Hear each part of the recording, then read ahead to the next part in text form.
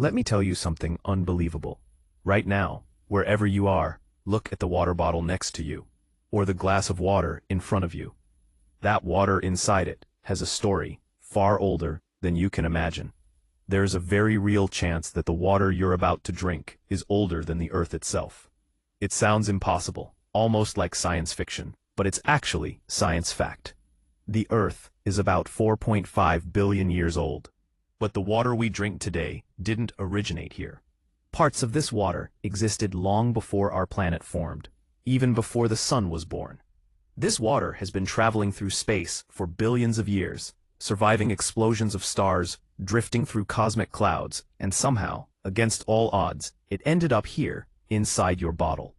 So the obvious question is, where did Earth's water really come from? We often call Earth the blue planet, because about 70% of its surface is covered by water.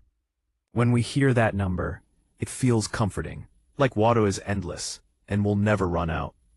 But once you truly understand how water arrived here, and how much usable water actually exists, that comfort disappears very quickly.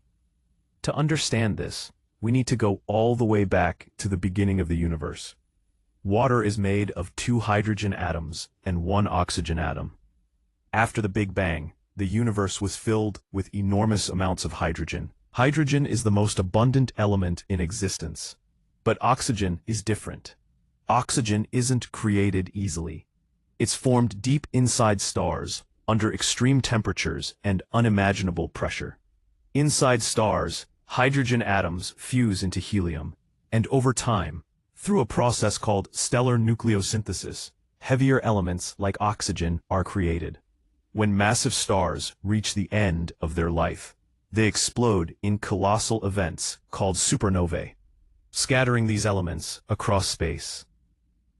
Scientists believe that one such supernova explosion helped trigger the formation of our solar system. From this cosmic debris, the Sun was born, followed by Earth and the other planets. As oxygen atoms spread through space, they combined with hydrogen atoms and formed H2O, water. Some of this water eventually made its way to Earth, but early Earth was nothing like the planet we know today.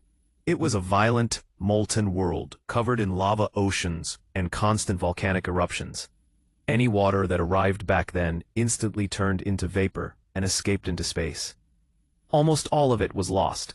Scientists estimate that only about 10 to 15% of that early water managed to stay.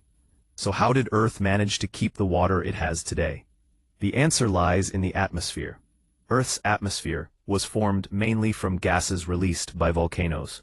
This thick atmosphere acted like a shield, trapping water vapor and preventing it from escaping into space. As the planet slowly cooled, something extraordinary happened. It started raining, and not just for days or years, but for thousands of years. Continuous rainfall poured down on the planet, filling every low point on the surface. Over time, this created the oceans, seas, lakes, and rivers. But even this still doesn't fully explain the amount of water on Earth. Scientists later discovered something fascinating about Earth's water. It exists in 2 forms: normal water, known as H2O, and heavy water, known as D2O, which contains a heavier version of hydrogen called deuterium. When scientists compared the ratio of heavy water on Earth to the ratio found in comets, they noticed something shocking. The ratios were almost identical. This strongly suggests that a significant portion of Earth's water didn't originate here at all. It came from outer space. Icy comets and water-rich asteroids bombarded the early Earth, delivering frozen water that later melted and became part of our oceans. One planet played a massive role in this process, and that planet is Jupiter. Jupiter's enormous gravitational force pulled countless comets toward the inner solar system. Many of these comets were redirected toward Earth, crashing into the planet and delivering vast amounts of ice. In the early days of the solar system, Earth was being hit by hundreds of asteroids every minute, and scientists estimate that nearly 30% of them carried water or ice. Over millions of years, these impacts added up, helping to fill Earth's oceans. In 2004, scientists even tested this idea by crashing a probe into a comet and analyzing the material that came out. What they found confirmed it. The water in comets closely matches the water on Earth. And the discoveries don't stop there. Astronomers have found enormous clouds of water vapor floating in deep space. In one case, they discovered a massive water reservoir near a distant black hole containing around 180 trillion times more water than all the water on Earth combined. This tells us something incredible.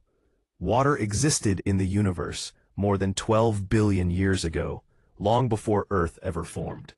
Life on Earth exists because of water, and if water is this common throughout the universe, it raises a powerful question. Maybe Earth isn't the only place where life exists. Now let's come back to Earth and face an uncomfortable truth. Yes, 70% of Earth's surface is covered with water, but that doesn't mean we have a lot of it. That water is spread out as a very thin layer. Imagine Earth as an orange. All the water on Earth exists only in the thin skin of that orange. If you collected every single drop of water on this planet and turned it into a ball, it would be smaller than the moon. And here's the part that should genuinely worry us. Only 2.5% of Earth's water is fresh water. Most of that fresh water is locked away in ice caps and glaciers, and a large portion of the rest is hidden deep underground. The water that is easily accessible for humans to use is less than 1%. That tiny fraction is what we drink, waste, pollute, bottle, sell, fight over, and take for granted. Water that survived billions of years in space, supernova explosions, planetary formation, and cosmic chaos is now being exhausted in just a few hundred years by human activity. So the next time you drink a glass of water, pause for a moment and think about its journey. Use only what you need. Respect it, protect it, and try to leave at least one drop for the next generation.